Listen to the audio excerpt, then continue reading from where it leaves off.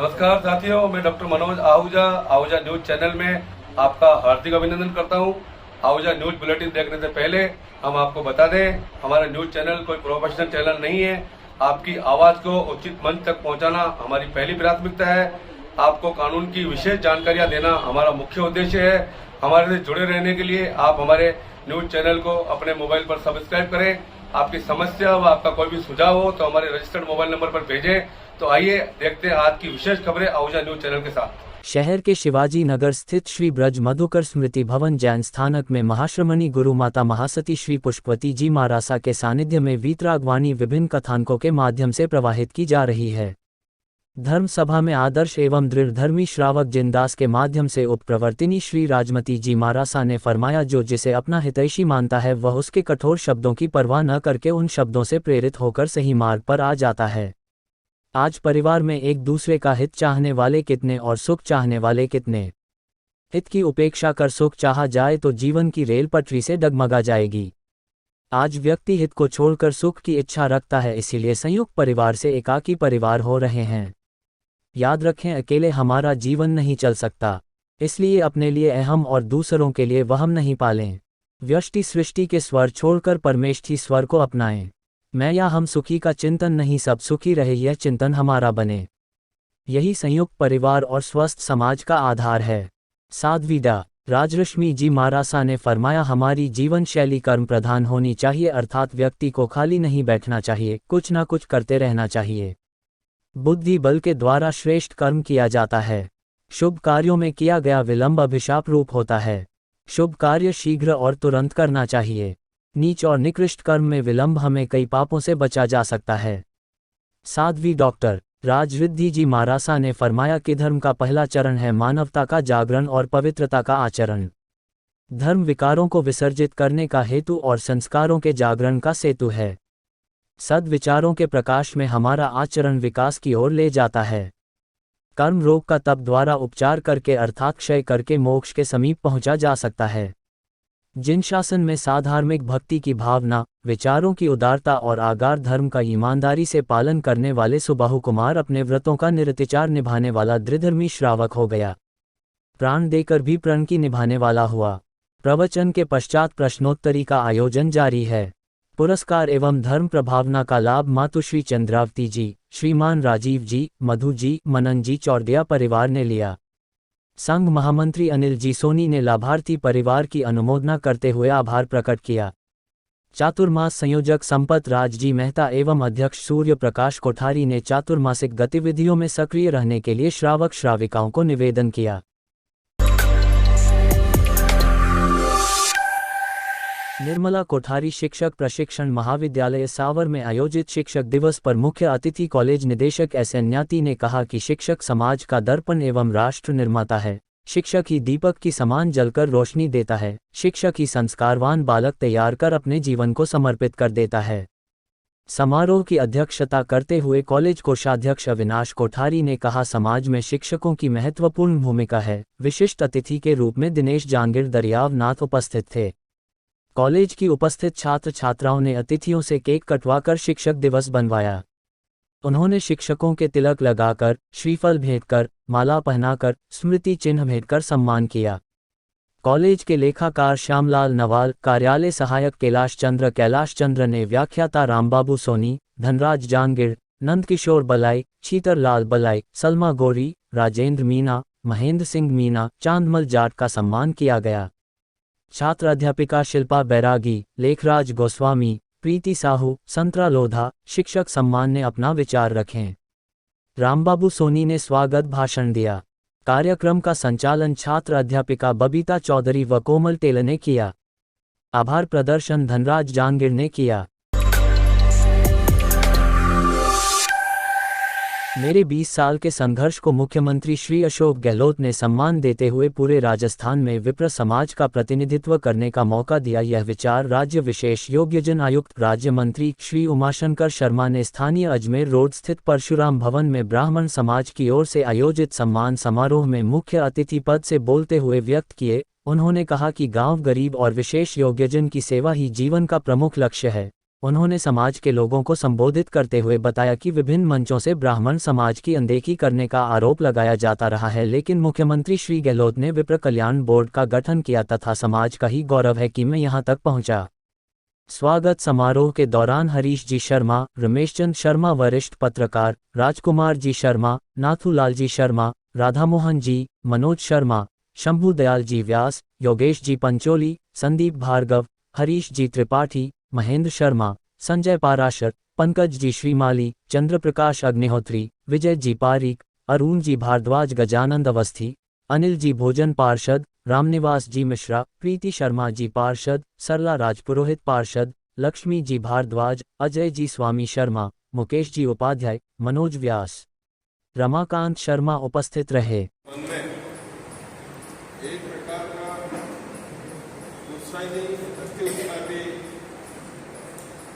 महसूस होता है जब हमारे मंदिर ऐसी कोई शख्सियत लगभग 1 या 1.5 माह के अंतराल में दोबारा हमारे मंदिर होती है। दरअसल होता यह है, आमतौर पर देखा गया है कि किसी भी व्यक्ति को राजनीतिक दृष्टिकोण से अगर कोई इस माध्यम से बड़ा पद मिल जाता है तो वो अपनों से दूरी बना लेते हैं, लेकिन जो खुद बालाजी महाराज की सेवा में रहते हैं, शिवजी महाराज की सेवा में रहते हैं और उनके ही राजस्थान उच्च न्यायालय की जयपुर पीठ के न्यायाधिपति ने महिला का अपहरण व बलात्कार के आरोपी नाईखेड़ा निवासी राजकुमार पुत्र बुद्धि प्रकाश रैगा को जमानत पर रिहा करने के आदेश पारित किए हैं। आरोपी के अधिवक्ता डॉक्टर मनोज आहूजा व अशोक पालीवाल ने बताया कि आरोपी के खिलाफ पुलिस थाना केकड़ी में एक महिला ने रिपोर्ट दर्ज करवाई कि उसे आरोपी ने नशीली चाय पिलाकर बेहोश कर दिया और फिर 10 दिन तक कमरे में बंद रखकर गलत काम किया। मौका देखकर वह भाग गई तथा अपने पति के साथ थाने में पहुंचकर रिपोर्ट दर्ज करवाई। पुलिस ने बाद अनुसंधान आरोप प्रमाणित मानने पर आरोपी को गिरफ्तार कर न्यायालय में पेश किया, जहां से उसे जेल भेज दिया गया। आरोपी की ओर से एडवोकेट मनोज आहूजा, रविंद्र पालीवाल व अशोक पालीवाल ने जमानत आवेदन प्रस्तुत कर तर्क दिया कि पीड़िता सहमति से घूमने गई थी। चाय में नशीला पदार्थ मिलाकर बेहोश करने वाली बात झूठी है। पीड़िता अपनी इच्छा से रोडवेज बस में बैठकर विभिन्न स्थानों पर घूमने गई है तथा अब रुपये मांग रही है, जो नहीं देने की वजह से झूठे आरोप लगाकर मुकदमा दर्ज करवाया है। आरोपी से अनुसंधान पूर्ण हो चुका है तथा वह निर्दोष है। आदि तर्कों से सहमत होते हुए न्यायाधिपति ने 50,000 रुपये के मुचलके व 25,000 रुपये की 2 जमानतें पेश करने पर रिहा करने के आदेश दिए, जिसकी पालना में जमानत मुचलके पेश होने पर आरोपी का रिहाई आदेश जारी किया गया। मायावरम महिसा प्रचारिका महिला प्रबोधिका साध्वी रत्नति परम पूज्य डॉक्टर ज्ञानलता मारासा की प्रथम पुण्यतिथि संपूर्ण भारतवर्ष में एक साथ 15,000 सामूहिक करके मनाई गई। इस कार्यक्रम की पावन प्रेरणा दक्षिण दिव्य ज्योति डा. दर्शन लता मारासा आदि थाना 6 से अखिल भारतीय नानक प्राज्ञ राष्ट्रीय युवा संघ को प्राप्त हुई, जिसको नानक प्राज्ञ राष्ट्रीय संघ राष्ट्रीय महिला संघ के तत्वाधान में गुरु पन्ना का है फरमान सामयिक बने हर घर की शान के स्लोगन से पूरे भारतवर्ष में सामयिक करके गुणगान स्वरूप मनाया गया। सभी सामयिक करने वाले महानुभावों को राष्ट्रीय युवा संघ की ओर से ऑनलाइन अभिनंदन पत्र भी दिया जाएगा। इस कार्यक्रम के संयोजक रूपचंद कुमट बेंगलो है। ज्ञात हो कि गुरुवर्या ज्ञानलता का देवलोकगमन 1 वर्ष पूर्व अजमेर के पास थावला में हो गया था। आपकी दीक्षा प्राय 48 वर्ष का था, जिसमें 49 चातुर्मास किए। दक्षिण भारत में सर्वप्रथम प्राज्ञ संप्रदाय की पताका फहराने वाली पहली साध्वी थी। आपका जन्म, दीक्षा और स्वर्ग तीनों सुदी और सितंबर के महीने में हुआ। इस विशिष्ट आयोजन के लिए देश के विशिष्ट महानुभावों के शुभकामना संदेश भी राष्ट्रीय युवा संघ को प्राप्त हो रहे हैं, जिनमें भारत के लोकसभा स्पीकर ओम बिरला, अजमेर सांसद भागीरथ चौधरी खान एवं गोपालन मंत्री राजस्थान सरकार प्रमोद भाया, उप प्रवर्तक पंकज मुनि मारासा, राष्ट्रीय युवा संघ के राष्ट्रीय महामंत्री मनोज जैन, सभी का हार्दिक आभार और धन्यवाद प्रकट किया। यह कार्यक्रम चेन्नई, बेंगलुरु, मुंबई, हैदराबाद, मसूदा, सिरकाली, मायावरम, कुंभकोणम, भिलवाड़ा, विरुदाचलम, भिनाय, बांदनवाड़ा आदि स्थानों पर सामयिक दिवस के रूप में मनाया गया। इस कार्यक्रम में राष्ट्रीय संघ के संघपति रिखबचंद पिपाडा, चेयरमैन धनराज बांटिया, अध्यक्ष उम्मेद सिंह नाबेडा, राष्ट्रीय महामंत्री शांतिलाल बरोला, परामर्शदाता नरेंद्र बाफना, राष्ट्रीय कोषाध्यक्ष अजित श्री श्रीमाल, राष्ट्रीय महिला तमिलनाडु संघ अध्यक्ष इंद्रचंद लोड़ा, महामंत्री सज्जन राज सुराना, मुंबई संघ अध्यक्ष विमल बुर्र भीलवाड़ा, श्रीचंद चौरड़िया, कल्पेश सुराना भिनाय, योगेश कावड़िया, महिला अध्यक्ष इनेंद्रा नाबेडा एवं भजन सम्राट नितिन जैन, भजन गायिका खुशबू कुमार जोधपुर, माधुरी वैष्णव, राष्ट्रीय युवा संघ संरक्षक अशोक बोहरा, सभी प्रत्यक्ष अप्रत्यक्ष सहयोग करने वाले महानुभावों का राष्ट्रीय युवा संघ अध्यक्ष दिनेश बोहरा ने हार्दिक आभार और धन्यवाद प्रकट किया और भविष्य में ऐसे ही सहयोग की अपेक्षा की। मसूदा विधानसभा के जामोला ग्राम की राजकीय उच्च माध्यमिक विद्यालय की अंग्रेजी विषय के व्याख्याता महावीर प्रसाद तेलक का उक्त विद्यालय से स्थानांतरण होने के बाद से ही विद्यालय के विद्यार्थियों सहित ग्रामवासियों ने उक्त स्थानांतरण के विरोध में विद्यालय के बाहर धरना प्रदर्शन कर रखा है। धरने के 5वें दिन आज थानाधिकारी दिनेश जीवनानी की उपस्थिति में ब्लॉक मुख्य शिक्षा अधिकारी शिव कुमार दुबे ने मौके पर जाकर प्रदर्शनकारी विद्यार्थियों एवं अभिभावकों समझाइश का प्रयास किया। मुख्य ब्लॉक शिक्षा अधिकारी ने सबके बीच में कहा कि उन पर व थानाधिकारी पर धरना प्रदर्शन समाप्त करवाने के लिए ऊपर से काफ़ी दबाव है तथा उनके विरोध की रिपोर्ट बनाकर ब्लॉक से लेकर जिला स्तर से शिक्षा निदेशालय भिजवाई जा चुकी है। मुख्य ब्लॉक शिक्षा अधिकारी ने प्रदर्शनकारी विद्यार्थियों एवं अभिभावकों से किसी भी कानूनी कार्रवाई से बचने के लिए धरना प्रदर्शन समाप्त करने का आग्रह किया, जिस पर अभिभावकों ने कहा कि धरना देना व खुद के लिए लड़ना अगर जुर्म है तो सभी 350 बच्चे एवं अभिभावक भी मुकदमे का सामना करने के लिए तैयार हैं। प्रदर्शनकारी विद्यार्थियों ने स्पष्ट कहा उनकी मांग पूरी होने तक धरना एवं प्रदर्शन जारी रहेगा। मसूदा विधानसभा में चारों ओर सरकार व स्थानीय विधायक राकेश पारीक के खिलाफ धरना प्रदर्शन हो रहे हैं, लेकिन जनप्रतिनिधियों द्वारा न तो पूर्व में किसी मामले में सुध ली और न ही इस मामले में सुध ली जा रही है। आखिर इन विद्यार्थियों के भविष्य के साथ किए जा रहे खिलवाड़ का जिम्मेदार किसको ठहराया जाए। मसूदा ब्लॉक मुख्य शिक्षा अधिकारी क्षेत्र अधीन राजकीय उच्च माध्यमिक विद्यालय जामोला के विद्यार्थियों द्वारा किया जा रहा धरना प्रदर्शन आज मंगलवार को 5वें दिन भी जारी रहा। दरअसल मामला विद्यालय के अंग्रेजी विषय के व्याख्याता महावीर प्रसाद तेलक के स्थानांतरण से जुड़ा हुआ है। शिक्षा विभाग द्वारा जारी स्थानांतरण सूची में इस विद्यालय के अंग्रेजी विषय के व्याख्याता महावीर प्रसाद तेलक का पिछले दिनों स्थानांतरण हो गया था। विद्यालय के छात्र छात्राओं ने इसी व्याख्याता महावीर प्रसाद तेलक के स्थानांतरण को निरस्त कर पुनः इसी विद्यालय में लगाने की मांग को लेकर विद्यालय के छात्र छात्राओं द्वारा शुक्रवार से विद्यालय पर धरना प्रदर्शन शुरू कर दिया, जो आज 5वें दिन भी जारी हैं। विद्यार्थियों के 5वें दिन भी धरना प्रदर्शन जारी रहने को लेकर आज मंगलवार को मुख्य ब्लॉक शिक्षा अधिकारी शिव कुमार दुबे, थानाधिकारी दिनेश जीवनानी भी मौके पर पहुंचे। मुख्य ब्लॉक शिक्षा अधिकारी शिव कुमार दुबे ने धरना प्रदर्शन करने वाले विद्यार्थियों एवं अभिभावकों को संबोधित करते हुए धरना प्रदर्शन समाप्त करने के लिए समझाने का प्रयास किया।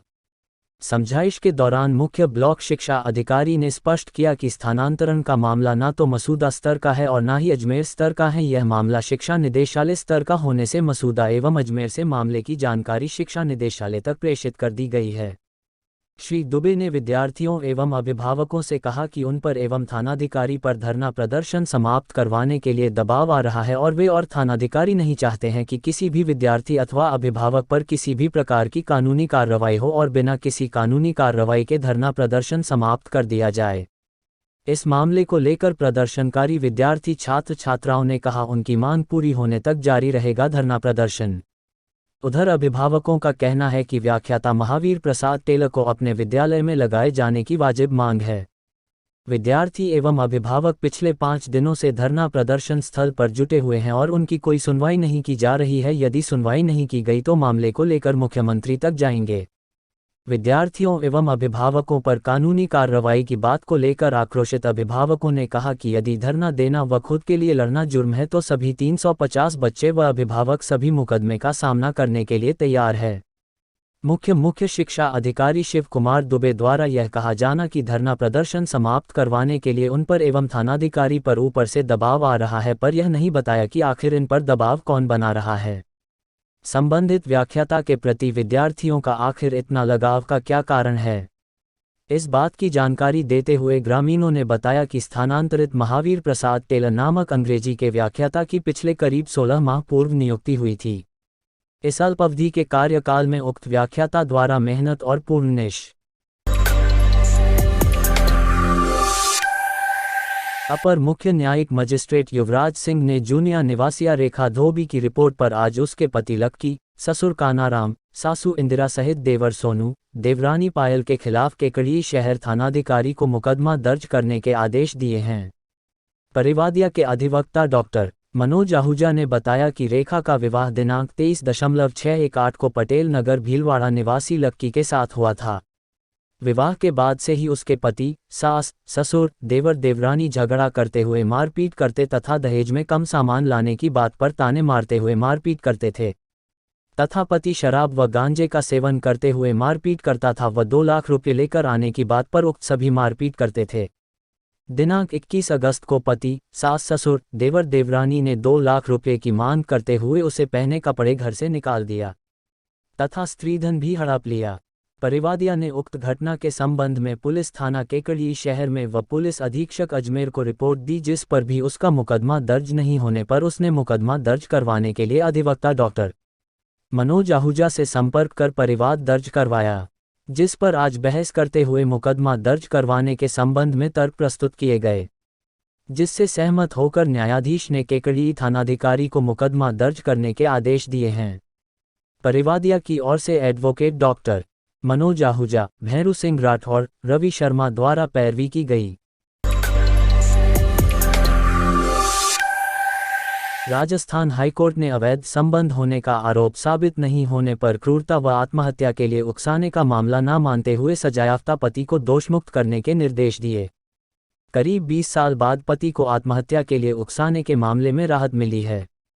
प्रकरण में गत 31 मई 2001 को पुरुषोत्तम लाल ने प्रथम सूचना रिपोर्ट दर्ज करवाई थी कि उसकी पुत्री गिरिजा की शादी गोपाल कृष्ण से हुई थी। शादी के बाद पति एवं ससुराल वाले उसको तंग व परेशान करते थे। पति ने 3 वर्षों से एक नाज से अवैध संबंध कायम कर रखे हैं, इस कारण उसकी लड़की गोपाल कृष्ण से डहकी थी। गोपाल कृष्ण से डहकी होकर उसकी पुत्री ने आत्महत्या की है, जिस पर चित्तौड़गढ़ जिले के पुलिस थाना बड़ी सादड़ी में रिपोर्ट दर्ज कर अनुसंधान कर सक्षम न्यायालय में चार्जशीट प्रस्तुत की। इस प्रकरण में अपर जिला एवं सेशन न्यायाधीश प्रतापगढ़ द्वारा 26 मार्च 2003 को पति अभियुक्त गोपाल कृष्ण को धारा 306 भारतीय दंड संहिता एवं 498 के दंडनीय अपराध का दोष सिद्ध पाए जाने पर क्रमशः 7 एवं 1 वर्ष के कठोर कारावास एवं 15,000 रुपये के अर्थदंड से दंडित किया। इस फैसले के खिलाफ अपीलार्थी गोपाल कृष्ण की ओर से अधिवक्ता MS राजपुरोहित ने हाईकोर्ट में अपील लगाए। अपील मद्देनजर की बहस के दौरान सुप्रीम कोर्ट के कई न्यायिक दृष्टांत प्रस्तुत किए। इसके अलावा न्यायालय का ध्यान स्वतंत्र गवाह डॉक्टर एवं पड़ोसियों व अनुसंधान अधिकारी के बयान से स्पष्ट करवाया गया कि वास्तव में गिरिजा को कभी तंग व परेशान नहीं किया गया था और न ही उसके साथ कभी मारपीट की गई थी। इसके अलावा न्यायालय का ध्यान सुसाइड नोट की ओर करवाया गया और बताया कि सुसाइड नोट में पति के विरुद्ध मृतका ने कोई आरोप नहीं लगाया है तथा मरने से पूर्व मृतका द्वारा हस्तलिखित सुसाइड नोट को झूठा मानने का कोई कारण नहीं है।